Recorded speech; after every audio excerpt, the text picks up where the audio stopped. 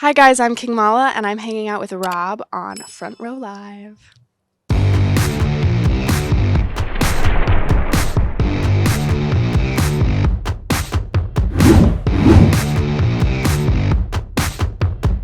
Finally hanging out with King Mala. I've been trying to get with you since last year, so I'm excited that we're doing this I'm finally. so excited. Oh my god, I'm so stoked. It's going to be amazing. Yeah, I'm excited you're here. In my Absolutely. house. I know. Absolutely. Let's dive in and talk about the recent single, Dirty Dishes. And it's a change in your previous sound. Like this is more of a vulnerable type of track that you've released, you've given us. So how different was it going into the studio, working with John and like opening up to the world like you haven't before? Oh my god, it was amazing. It definitely felt really different. And I don't know, it feels a little truer to like the music I grew up listening to. I grew up listening to like a lot of soul and a lot of R&B.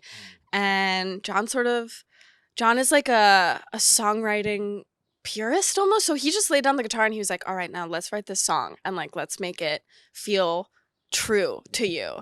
And I was like, oh my God, that's never like been the case. Usually I'm like, what's the like baddest beat we can drop right now?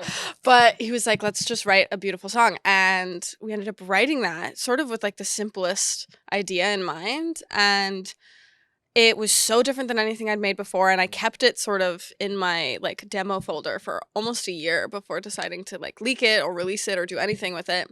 Because I was like, it feels so different. And then it sort of was the catalyst for like me writing in that style. So a lot of stuff after that sort of followed in the same like footsteps of that song. So it was sort of the start of that type of sound for me. But I loved it, and it continued to be my favorite like for so long that I was like, I have to put this out because it is standing the test of time. Like it's sitting in the folder and I keep going back to it and going, "Oh my god, I love this song." So was this like created before this EP that dropped last year? It actually was. It was definitely it was made, oh my god, it was made before Cult Leader. Like it was made before everything.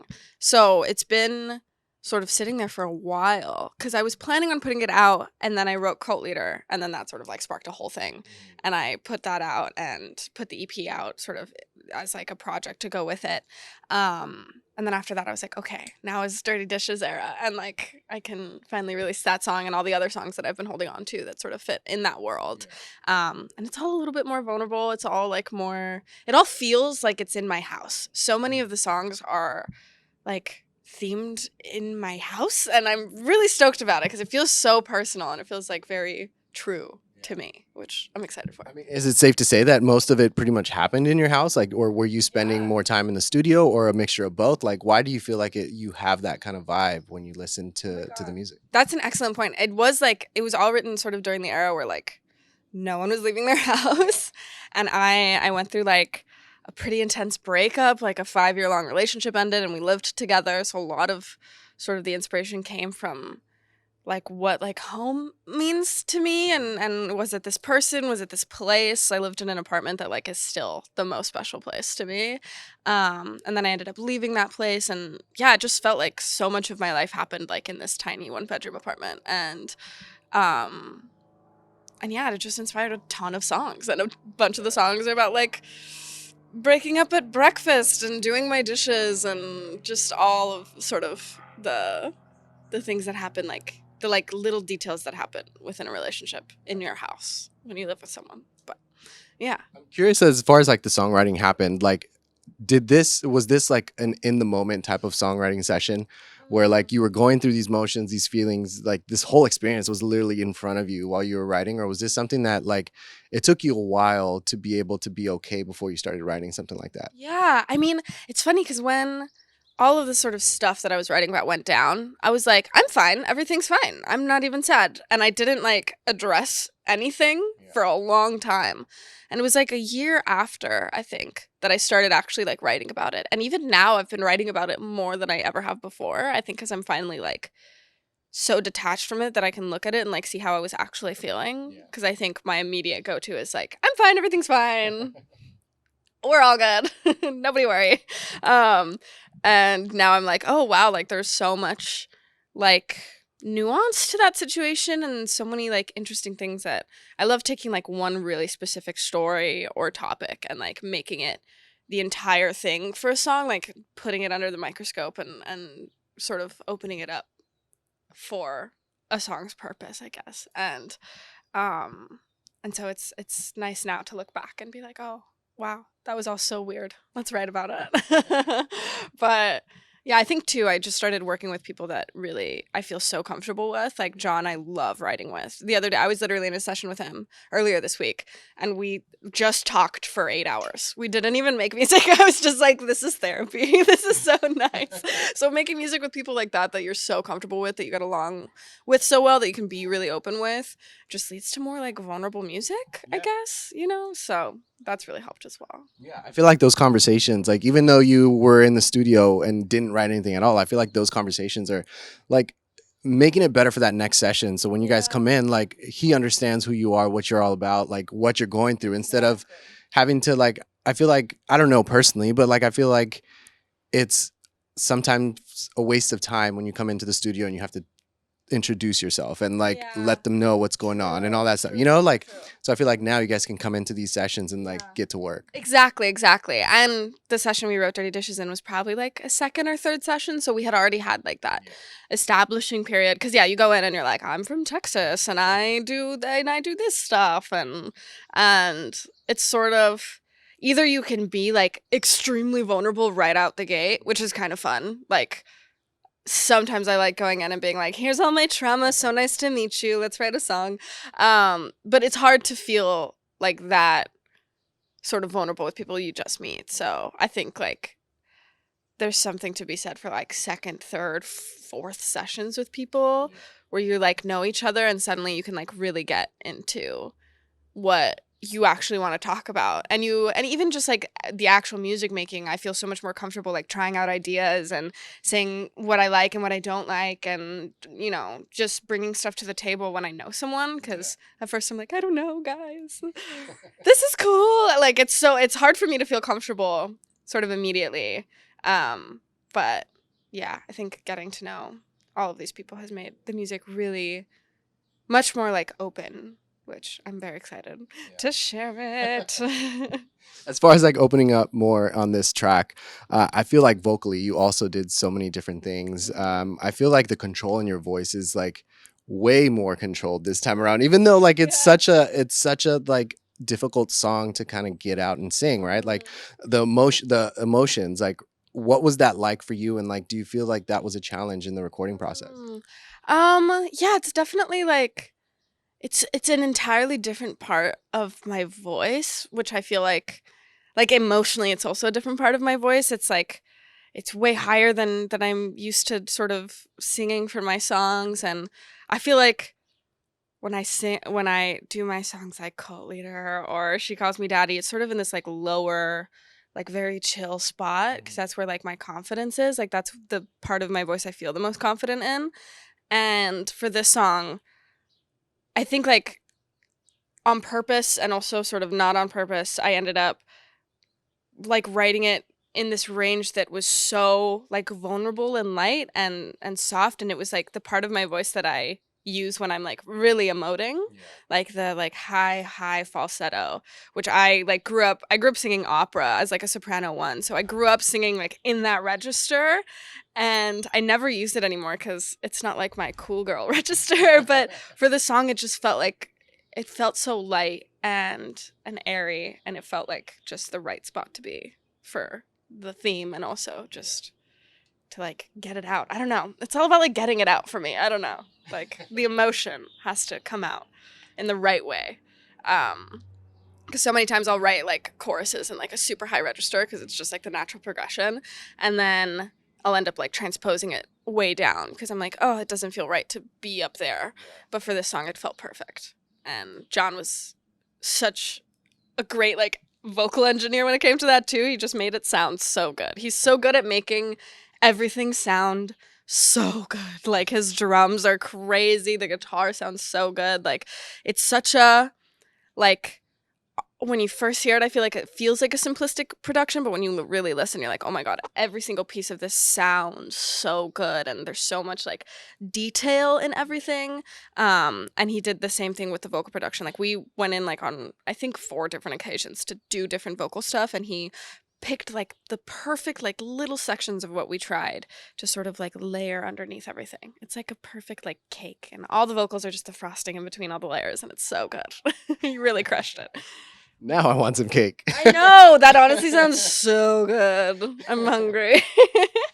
With like this process though, like because you guys have that kind of chemistry already, where do you feel that like he made you kind of step out of your comfort zone? Like, I know we talked about the vocals and hitting a range that you haven't before or in a while, but like, do you feel like he pushed you in any other way to like try and do something different, either melodically or vocally, or like, I don't know, instrumentation, if you were playing any instruments on this track? Oh my God, absolutely. I think what really pushed me outside of my comfort zone, oh my God, it's a hummingbird. That was really cute. Sorry. I think what pushed me out of my comfort zone the most was when we finished the song, it sort of came together really quickly, and we had it in its demo phase for a long time. And I was like, oh my God, we need to add like a ton more production, right? Like the next move is to add a bunch of production to it. And he was like, no, like the song is beautiful and timeless, and anything we add will simply be distracting. Trust me. And I was like, we'll see. So we tried a ton of stuff because I wanted to try everything before we decided to release it. Right. But everything we did, he was like, I think you should trust me. Like, trust me, the song should be this simple. It's what serves the song the best. And like everything else just feels like it's distracting me from what's happening in the song and in the lyrics and in the melody. He was like, the way we have it now feels timeless and feels like it respects the song. And I was like, are you sure? Like it felt naked to me because I've been so used to adding like layers and layers of production. Like my main producer, Rob, is like amazing at just creating like a soundscape for every song. And I was used to that being the move, creating like tons of like ear candy and layers and lots of instrumentation and pads and different things. And John was like, I like, trust me, the song needs just this. It's like, it's a salt and pepper song. It doesn't need all of that. Like it's good on its own. And after trying a bunch of stuff, I was like, damn, you're right. And that felt so out of my comfort zone for me because I was like, oh, it feels like I'm releasing something that feels naked, but it was perfect for the song. And he was so right. And I think now I go into sort of making music with that lens of like, does it need all of this, or am I just distracting myself from the song? Like, if a song is really good, it doesn't need so much to sort of be happening around it. But it's also really fun to do that. So it's striking a balance. But that was the first time I'd ever like released something that felt so like stripped, I guess. Is it also possibly because you're unsure of your vocals? I know. Like, do you feel like, are you not confident with your singing? It's a mix. It depends on the like range I'm singing in, and even like the lyrics I'm singing, because sometimes I'll be, getting like so vulnerable it makes me uncomfortable, and that's when I'm like, let's throw a bell right here. Like, let's put some shit around this word, because I can't admit to this without having stuff to distract you from it. Because I don't know, there's certain songs I've written where I'm like, oh my God, I can't believe I'm saying this loud, and then I'm gonna tell everybody that I know about it. And that's when I want to like layer the production really, intensely. But yeah, I think it's definitely like the range was so high in the song, and I was like, oh, is it too much of just me? Like, so much of the song is just vocals. And I think there's definitely like a part of me that's like insecure about just my singing. Like, I don't think I'm the best singer in the world. And I feel like my music is interesting because the production is really interesting and the songwriting is interesting. But I've never been like, my voice is it, guys. Like, let's just let me shine right now. So I think John was like, it's good. Let's let you shine. And I was like, I've never shown before. I'm scared. But yeah, I think that's definitely part of it. Yeah. It's about like hiding certain things that I don't want to fully be out there. And it's funny because like, I think one of my songs from the previous EP, I think it's the collaboration with UPSAHL, yes, another artist who I really love. Oh. But you had like, I'm listening to it like, and all of a sudden it sounds like either keys falling or it was like a phone like chirping or something. I don't know what it was, but I was like, it threw me off at first, and I was like, I like this. Like it's something different. Like, what when you do stuff like that, is it all the producer that is like let's try something like this, or do you always have your 2 cents in there as well, where it's like, let's just do something random and make some noise out of it? Yeah, absolutely. It's sort of a mix. Like that song I did with my like main producer Rob Herrera, who's a genius, and he's really into creating soundscapes like that and creating like interesting little moments. Like he's always putting like crashes and like little like choirs of people going yeah, and like I don't know, just like little things here and there because I don't know, I feel like he's just really good at creating a sort of world within a moment of a song. And so he's always trying a bunch of shit and he goes super crazy. And then I usually come in and I'm like, this is cool. This is cool. This is too crazy.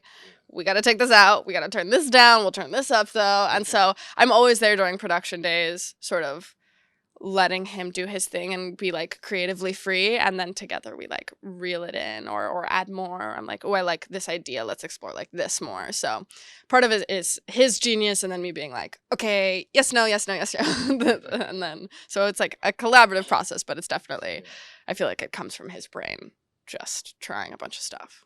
Yeah. So Dirty Dishes, as you mentioned, was done a while back, and it's finally seeing the light of day. But it is different from your previous work. So does this fall into a different type of body of work? Is this like a one-off song that you're working on? Like, what can we look forward to as far as like other material? Yeah, it's the first sort of chapter of this body of work that I'm working on and I'm really excited to release. So there will be an EP coming this year. Sort of, yeah, I'm so excited. But sort of in the same world as Dirty Dishes. There's like some songs, like I think the next single sort of is a little bit more in the world of my previous stuff mixed in with the world of Dirty Dishes, and then the songs after that are more Dirty Dishes vibe, and there's stuff that's going on the project that feels like sort of a nostalgic look at the stuff I've done before, but it's definitely Dirty Dishes was first because it is sort of the introduction to like this new world that I've been sort of living in and writing in for the last year. But it's all a little bit lighter. It's a little bit more like straightforward pop. It's a little more indie. It's definitely more vulnerable on like the lyric side. And yeah, it's in my house. It's all in my house. And that's the vibe of the next project. I'm really stoked.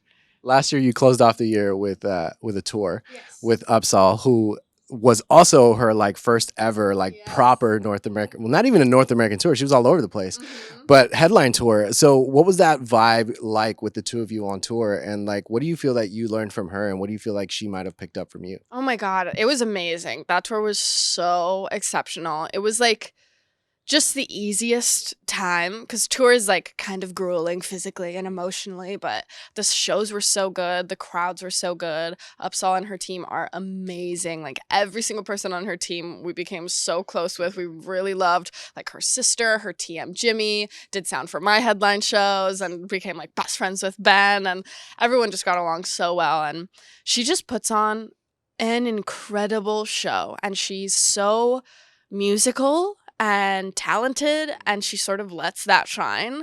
Like she's playing bass, she sort of composed everything to flow together so well, and it was really a testament to how incredibly talented she is. And the vibe was just that she worked really hard to make it an incredible set. And I really admired that, and I watched the show every single night and I was like, damn, I want to do this. I want to put like this much like effort into my live set and make it sound like this good and like this polished and put together. And she said she'd been working on it for like a year in her head, and they only like rehearsed for a week, which was crazy because it was so they nailed it so hard. But it was all in the detail and it was all like perfectly thought out, and the pacing was really good, and I definitely was inspired by that. And when I do live shows, I think about her live set and I'm like, damn, I wanted to be at that level. Like it's so just high quality. And then for me, I don't know. I think I have a really good time interacting with the crowd and the fans, and I feel like we both got really into like talking to the crowd and to the fans and being immersed in the like the energy of everybody there. So Being present. yeah, being present and being stoked on it all. And yeah, I don't know. And I think, I don't know, we just all hung out a lot, and she was so sweet and so like thoughtful towards all of us. Um, she got me a cake for my EP release, which was on tour, which was so nice. She got us cakes for everything. Like Ben's birthday was on tour, Rob's birthday was on tour. Ben is my guitarist and boyfriend, and she got them cakes for their birthday and walked out on stage to give them their cake while we were performing. It was the coolest shit ever. Like it was just so thoughtful and so sweet, and she's so down to earth and talented, and yeah. I don't know. I'm very inspired by her, and it was very great. Yeah. I don't know if she took anything from me, but hopefully something. Well, when I reunite, I'll ask her, and then I'll let you know. Yes. Well, I'm happy that we finally got to do this. I'm looking forward to more music from you, and hopefully a tour. I wasn't able to catch the LA or the Santa Ana date for that tour, but hopefully these next tours we will. So thanks for hanging out with me. You guys be sure to check out the new single. It's out now. It's called Dirty Dishes, and thanks for watching here on Front Row Live.